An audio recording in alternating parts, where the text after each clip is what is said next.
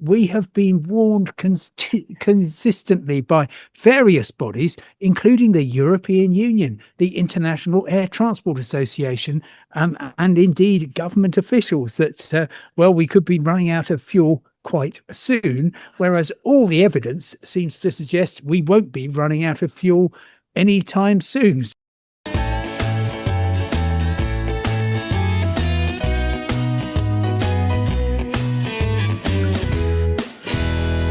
Welcome to Calling All Stations, the transport podcast.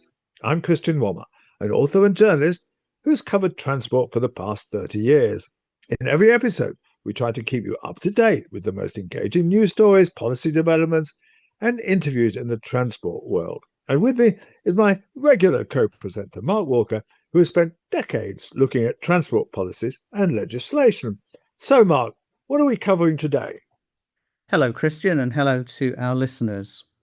Today, we're going to take a look at two aspects of the situation in the Strait of Hormuz and the implications for both civil aviation and the maritime sector from the blocking of the strait as a consequence of the current war in the region. Later on, we'll also be looking at the UK government's King's Speech, in which it announced its legislative programme for the new session of Parliament, which included 5 bills relevant to the transport world. Many listeners will be paying close attention to the consequences of the war between the US and Israel on one side and Iran on the other, and the blocking of the Strait of Hormuz by the Iranian regime, with all the implications that has for the flow of oil and other products from the Middle East into world markets. We're going to take a look at two aspects of the consequences of that blockage for the transport sector. And first of all, Christian's been talking to Simon Calder, the travel correspondent of The Independent, about the impact on civil aviation. I'm with Simon Calder, who is really the nation's leading journalist on travel matters. And I wanted to kind of find out from him, how badly the Iran war and the blockage in the Strait of Hormuz is affecting both people at the moment and likely to affect summer travelers. So, Simon, tell me what is the latest from the Straits of Hormuz, although, of course, one always kind of hears what the latest President Trump has said, and it's usually meaningless or it's contradicted within a day or so. So it's very difficult to know. But what is the situation now? The situation is pretty much as it has been for the last, 12 weeks now, Christian, which is that there's nothing significant moving in or out of the Strait of Hormuz, which means that a leading source of aviation fuel for much of the world has been diminished to the point of disappearing. And we have been warned consistently by various bodies, including the European Union, the International Air Transport Association, and indeed government officials that, we could be running out of fuel quite soon, whereas all the evidence seems to suggest we won't be running out of fuel anytime soon, simply because, that's very guess what? The market has... That's very interesting, Sam. Yeah, So you're basically contradicting all these people coming on and all these fearmongers. Completely. I mean, there have been some absolutely outrageous headlines warning of half-term chaos. Now, this is causing immense anxiety and upset to an awful lot of people, and it's simply not borne out by reality. Let me tell you what has happened in terms of flight cancellations. If you are Lufthansa or Turkish Airlines or United, you have a number of routes which, frankly, were fairly marginally profitable when the price of aviation fuel was before the 27th of on the 27th of February, before the Israeli and US attacks on Iran. The price of aviation fuel since then has roughly doubled, and therefore, if you are an airline that doesn't hedge i.e. lock into a low price for your fuel, then you are quite exposed to that. And you might be looking at that and thinking, actually, yeah, these flights from Frankfurt to Bydgoszcz or overnight from Seattle to Chicago probably aren't worth doing, so we'll just cancel them. And that has a couple of effects. First of all, it's mildly annoying for people. I've spoken to one woman who's booked on Lufthansa from Glasgow to Frankfurt. Well, sadly, she's now got to get the bus across to Edinburgh, which is a chore. But it's not in the realm of having holidays cancelled because of complete chaos.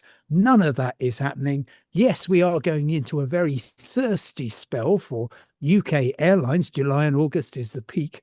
But honestly, everything I'm seeing is that if you've got an oil refinery in West Africa or in Texas or in Norway, you have done everything you can to increase your output of aviation fuel because you make such a flipping profit from it. And that's made up for.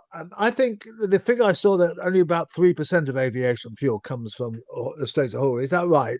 Look, there's various figures. I've been trying to track. I mean, at one stage, shortly after the conflict began, I was tracking oil tankers that were, we saw the last oil tanker to arrive in the UK, and that implied, oh, right, okay, so once we've used this lot up, then we're all doomed. Well, no, because there were many tankers sailing in from Nigeria and from Norway and from Texas. So it really, it's an extra cost. It's something which over time will be factored into the price of your airfare. But frankly, as a threat to your holiday trip, it is pretty non-existent, especially if you compare it with the other things. If you go back to 2022, we were coming out of COVID. The airlines promised the world, and they couldn't deliver, or in particular, British Airways and EasyJet promised the world, and they were cancelling flights in the tens of thousands. But And because people of what? seem to forget that. Because of staff shortage. Right. And EasyJet were cancelling flights at the gate, and that's awful. That was really, really upsetting for an awful lot of people. But we're nowhere near that at the moment. We are, the main problem I'm hearing is from travel agents. People are concerned because they've read and heard so much. In fact, I'm talking to you from Departure Lounge in Tbilisi. A chap's just come up to me just before we started talking and said, "What's happening with flights this summer?" I said, "Well, they're all going and they're all very cheap, but it is concerning a lot of people. They're saying to travel agents, will my flight take off? If it doesn't, will I get a refund? And what happens if I get stuck abroad?" None of which I can exclusively reveal to you, Christian, is likely to happen. Well, that's very reassuring, Simon. And I think, as ever, you're the man on top of the situation, and I completely agree with you that reading between the lines, even of those kind of articles that seem to raise this problem, you can see actually it's affecting very few people. But what about the medium term, and what also about the direct impact? Because there were some times when Emirates couldn't fly any planes into its main airport, and I think the same happened with the other Gulf airlines. So all that has gone now, and they're all flying normally next to a war zone. No, they're not. Well, they're trying to fly normally.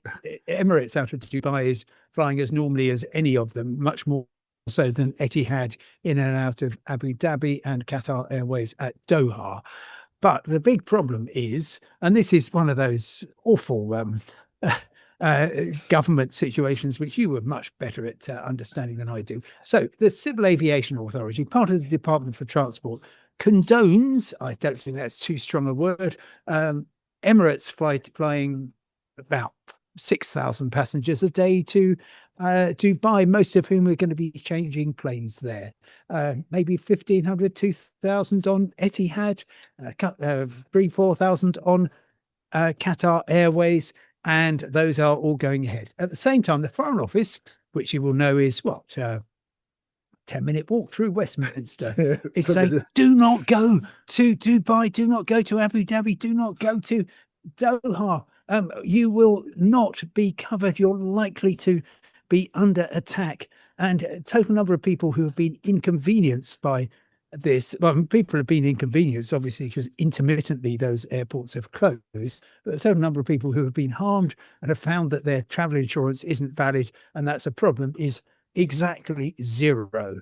So they're distorting the market. And I keep asking, and they keep saying, we know things that you don't know. And I absolutely have to agree. But I tend to trust the men and women who are flying planes in and out of those places. They're prepared to fly those planes. I'm prepared to sit on them. So it's scaremongering from the media, scaremongering from the Foreign Office, and yet reassuring tones from the Department for Transport.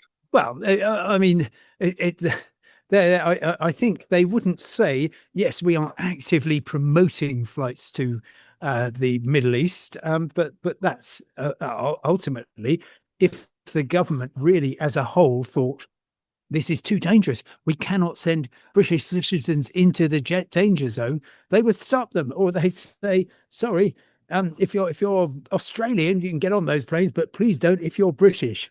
Of course, they're not saying that, because I imagine everybody knows that this is exercise in, shall we say, bottom covering, and that quite soon there will be a kind of, we've now discovered everything is safe and basically as you were, which is going to answer your question, which is going to cause a short-term burst of marketing and cutting fares to get people back on board.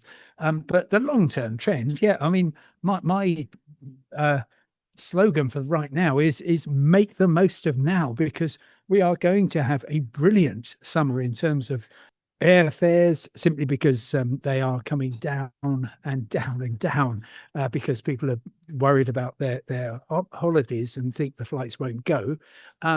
We're living at the moment on fuel at last year's prices, and hedges will gradually start to unwind. But in general, overall, come the autumn, prices will start going up largely, very steeply. You will see a number of airlines grounding aircraft for the winter, because it's they'll lose less money that way than they will by flying them, and prices for the remaining seats will naturally increase. So honestly, this is the best the best summer since 2019, and I would urge people to make the most of that. Oh, how fascinating. So, well, I must say that was really interesting and insightful, Simon. So thank you for coming on Calling All Stations. And I think your overall message is just a good British one of keep buggering on. Yes, or don't panic. Certainly don't panic. Make the most of everything. Yes. Thanks, Simon. Thanks, Simon Calder from... Great to talk to you. Really, really appreciate it. Pleasure. Simon Calder from Tbilisi there. Thank you.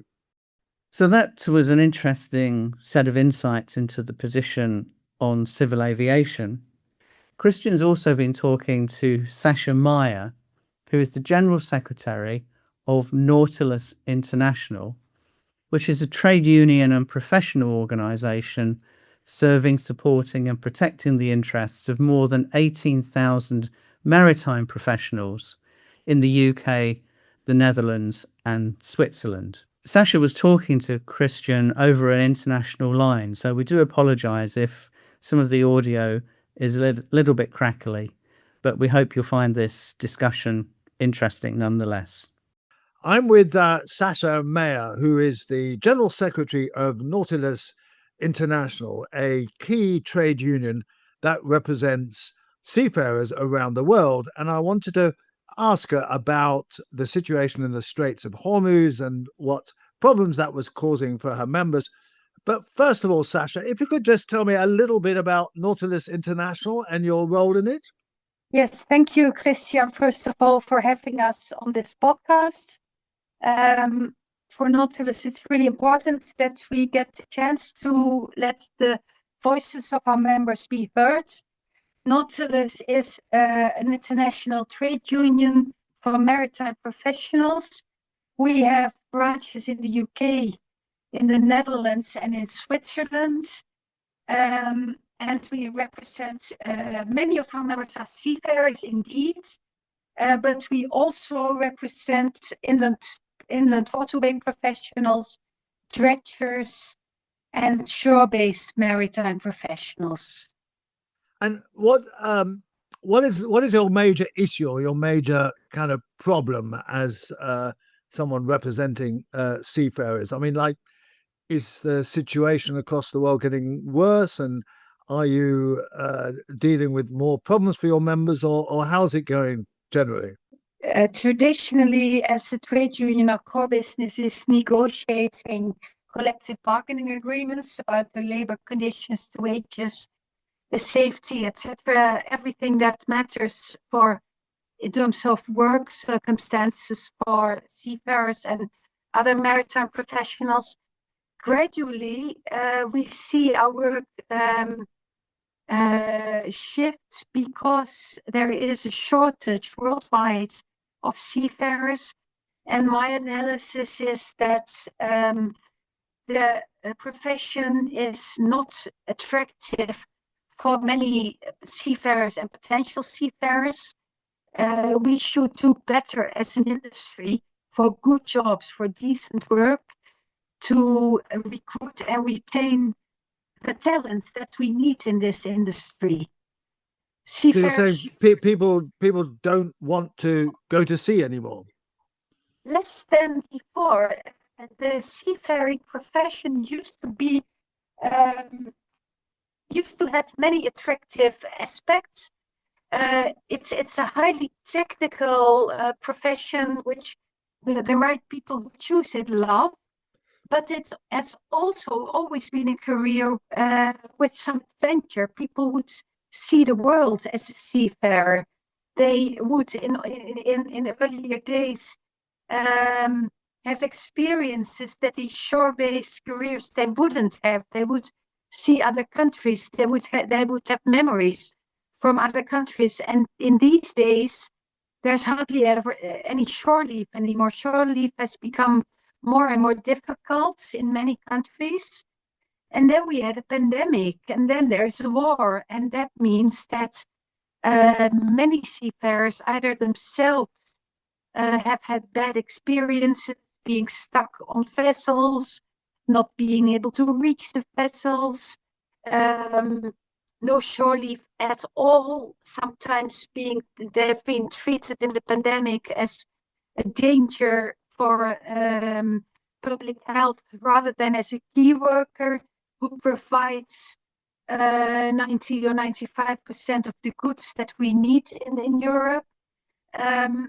So the reputation and the well-being of seafarers is not the same as it was. And it's becoming unattractive. Also, the work-life balance is something we definitely should do better, I believe. So Nautilus, we do our best to negotiate and to lobby and to influence policy about this as well, so that it becomes a more normal profession that you can combine with, for example, young families or with the care for older parents. And that is important to attract women, but also to attract and retain the young men that we need in this industry. Because people no longer want to spend 6 months or 9 months away from their families. They want to have a chance to see their families more often. Is that right? Yes, that is right. Seafarer, it's a profession where even though many seafarers who I know say they love it, it does have its price. People miss weddings, people miss the first steps of babies, people miss funerals. So it has to be worth it. It has to be a good job where it's worth missing those moments. And what does help is shorter turns, possibly more possibility to vary between periods on ships, periods ashore, periods in short sea. What I'm thinking about, Christian, is a form of life cycle contracts, so that when we get people into the industry, they are not bound to only do those 3 months or 6 months turns on ships, but also have other possibilities so that Right. they stay at sea longer. It's also important for the clusters because the people who go to sea are often later in their career also needed as pilots or as surveyors. There are quite interesting career paths that are also important to stress for the attractiveness of the profession. But it Right. starts with good jobs. Right. The thing we want to talk about, and that is of urgent consideration, is, of course, the situation in the Straits of Hormuz. How many people have you got there, and are lots of seafarers actually stuck for kind of weeks on end there?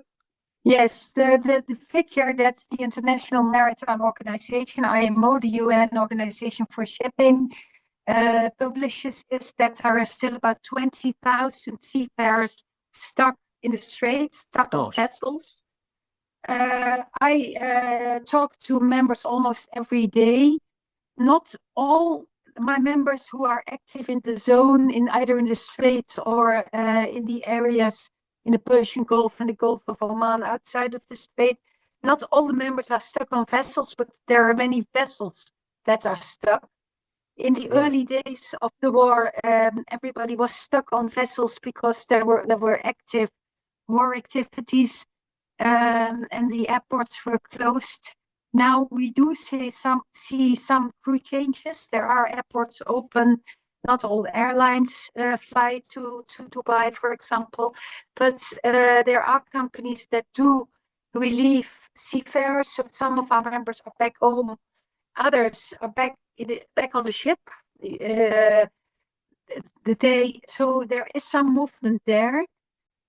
Our members have not chosen a military career. They have chosen a civil career. Right. Yet they're stuck in a war that's not theirs.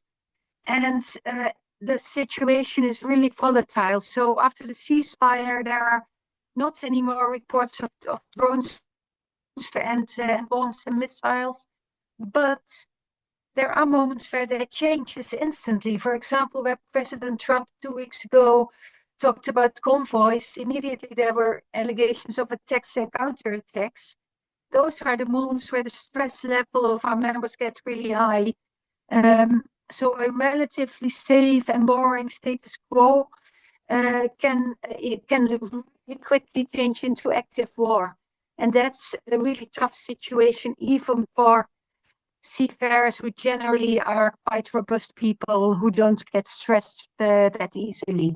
Right. And do you see any resolution? Are there negotiations taking place that involve seafarers and relieving them and taking place, or are you completely uncertain about how this is going to be resolved?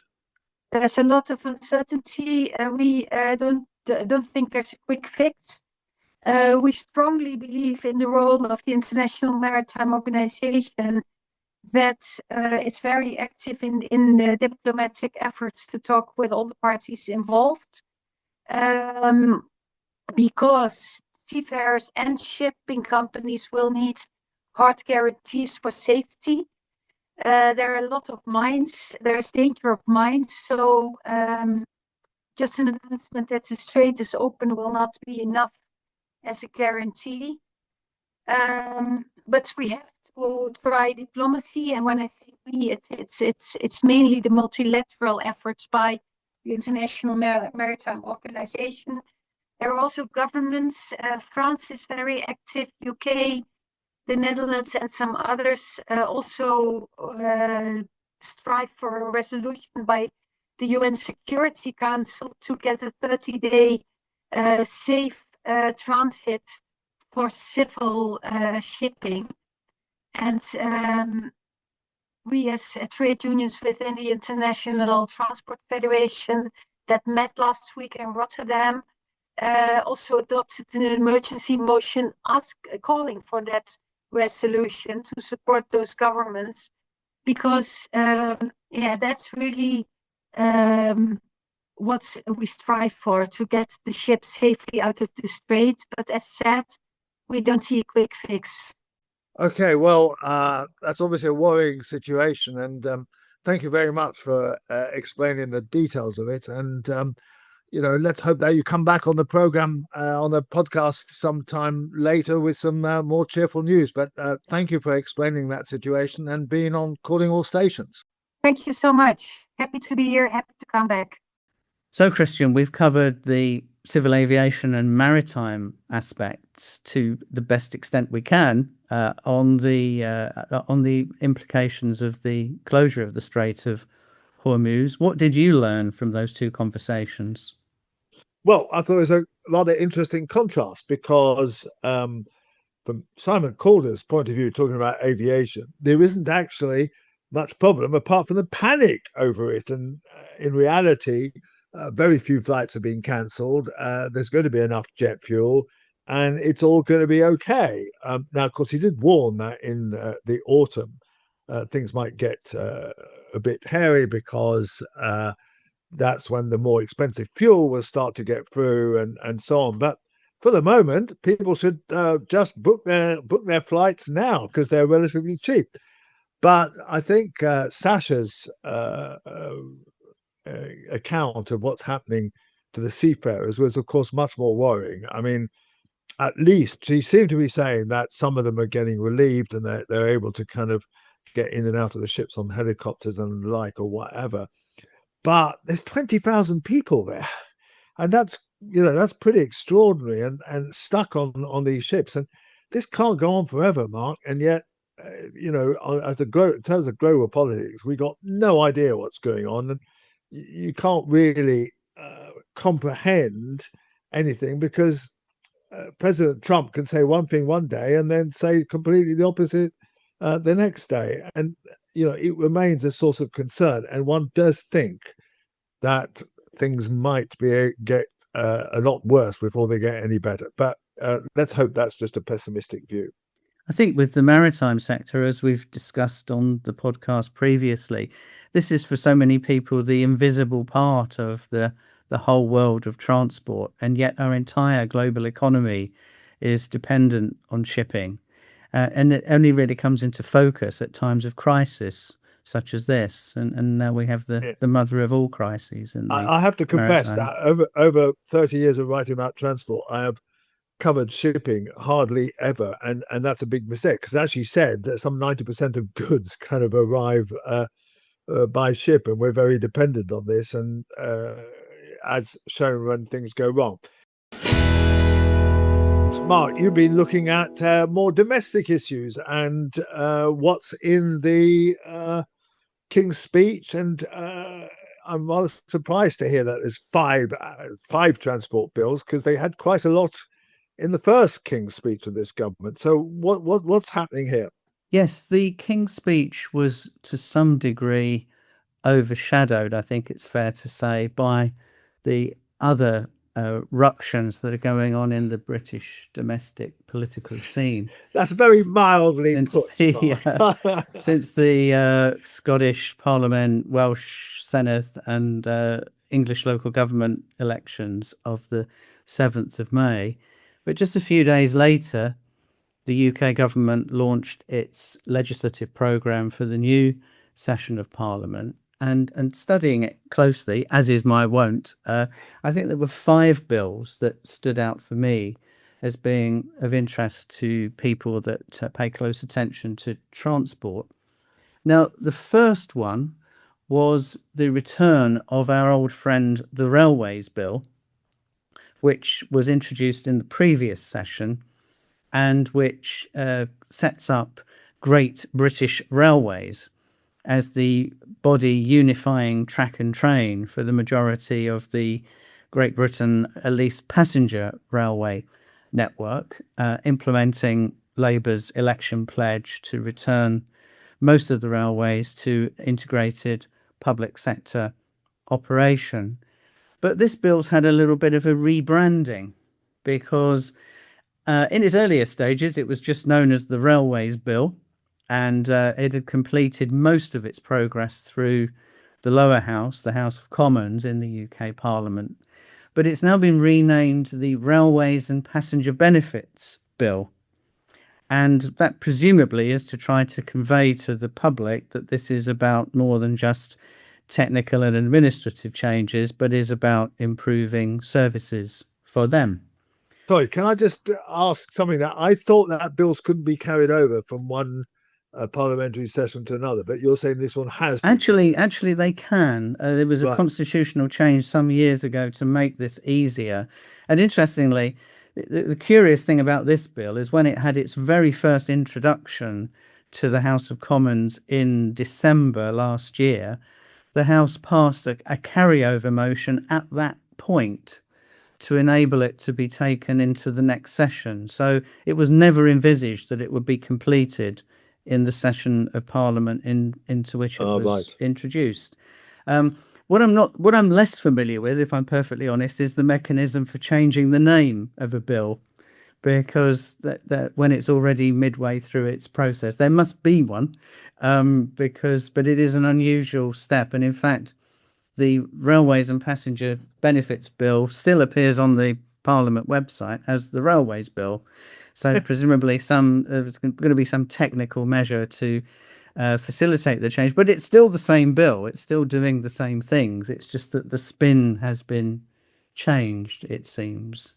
Well, that's a clever bit of spin, I think, to widen it out, and maybe they should have thought about that right at the beginning, because it's a much better name, and it's kind of saying that it's going to help passengers rather than just being a technical railways bill. Though, of course, it might only further serve to increase the anxiety of the freight sector, who've always been worried that this is a bill about passengers and doesn't pay enough attention to their interests and ambitions. So anyway, yes. We'll see. As we're going to invite Maggie Simpson of the Rail Freight Group onto this. I'm sure Maggie would always be welcome on this podcast. Yeah, she's agreed to do a broadcast in the near future. So the second bill is in fact, another revival. This is the High Speed Rail Crewe to Manchester bill, and which was actually introduced not just in the previous session of Parliament, but the previous Parliament under the Conservative government. And loyal listeners, and in fact all listeners, will know that the high-speed railway from Crewe to Manchester was cancelled some time ago. So why is this bill being revived? And it's because the intention is that the bill will be used as a legislative mechanism to help with the creation of Northern Powerhouse Rail. And because some of the alignment of the former Crewe to Manchester high-speed railway will be used for Northern Powerhouse Rail in the vicinity of Manchester Airport at some point in the fairly distant future, it must be said. So the intention is to revive that bill as a way of making it easier to get the parliamentary consent to build that section of Northern Powerhouse Rail. And in fact, as we are recording this on the 20th of May, the Rail Minister gave a pledge to the House of Commons Transport Committee earlier today that the Bill Committee to facilitate consideration of that measure is going to be set up fairly imminently. So the government does seem to be putting a bit of welly behind that proposal. I can't think why they...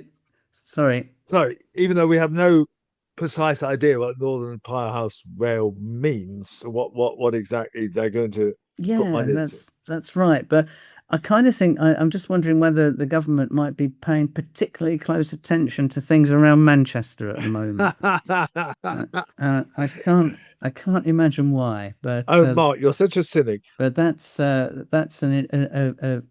I say, a revival of a former piece of legislation. It was actually a manifesto commitment by Labour to do this, right, but it's taken a little while to come into being. So what are the other?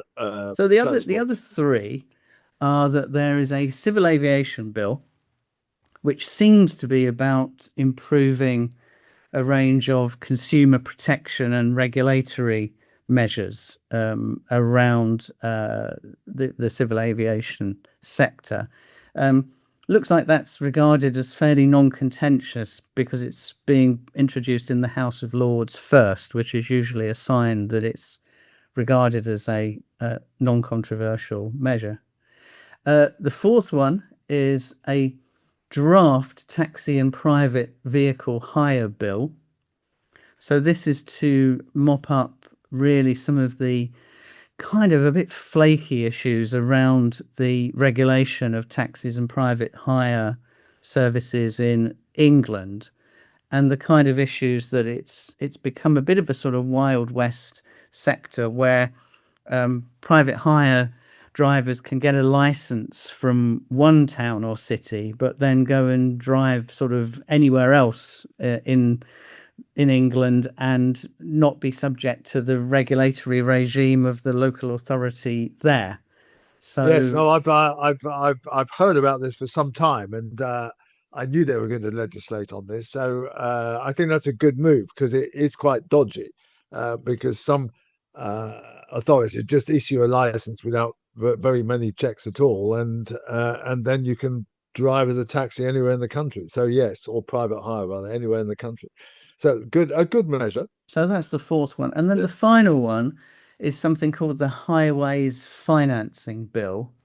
Now, loyal listeners will know that we've discussed in the past the Lower Thames Crossing motorway, which is a previous government project that this government has picked up with the aim of linking Essex and Kent with a new motorway in a tunnel to ease road congestion at the Dartford crossings on the At a cost of M25. 10 billion or so. At a very, very considerable cost. And as governments are wont to do, they are trying to find a way to privately finance this new motorway rather than just put taxpayers' money directly into it, and allow it to be built with private money, and then the costs to be recovered through tolls over presumably many decades.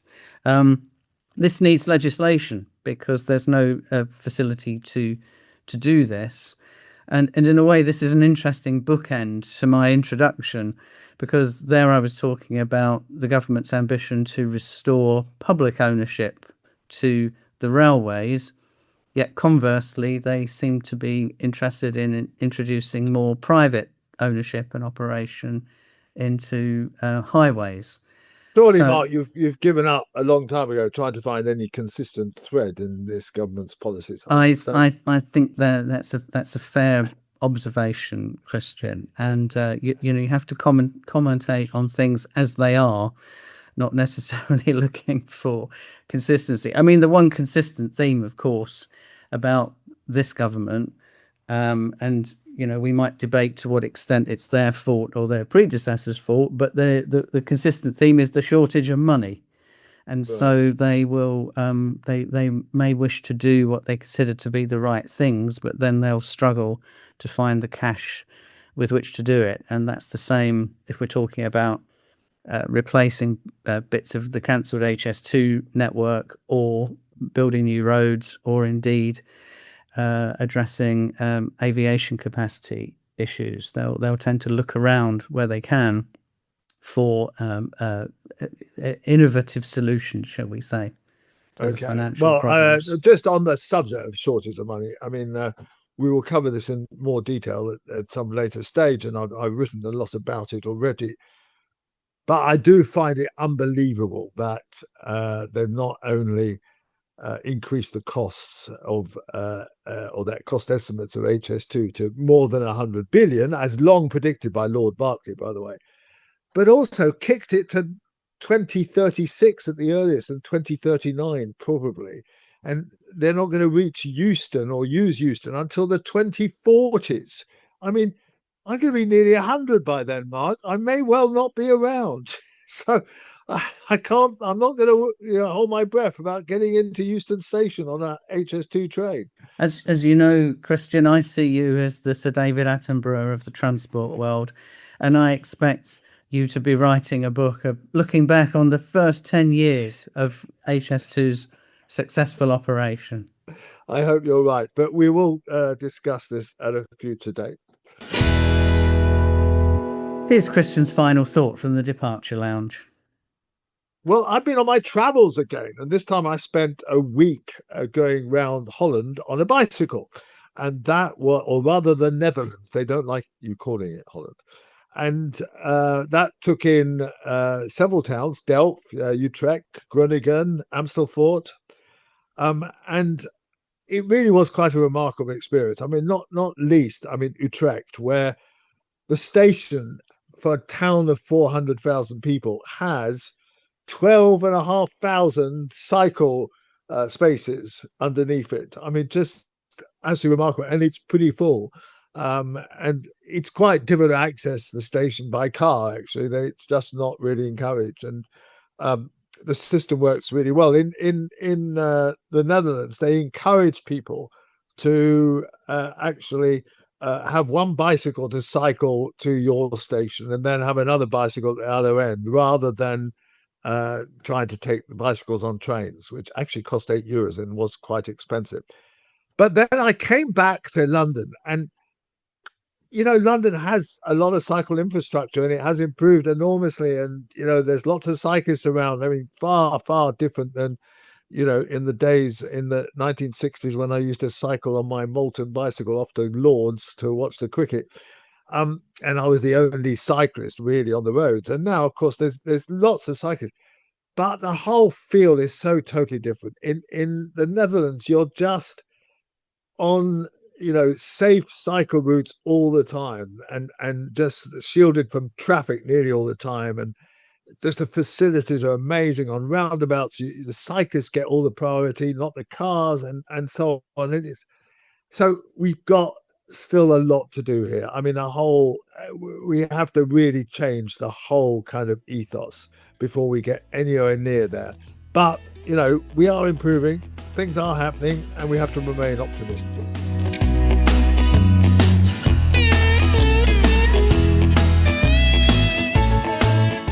Thank you for listening to Calling All Stations, the transport podcast with Christian Warmar, which is produced by Cogitamus Limited, a leading provider of public affairs consultancy services in the sector.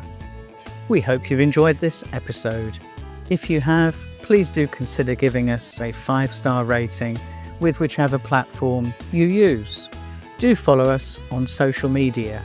You can find Cogitamus Limited, Calling All Stations podcast, Christian Warmar and Mark Walker across a variety of platforms, including LinkedIn, Instagram, Facebook, Blue Sky and X.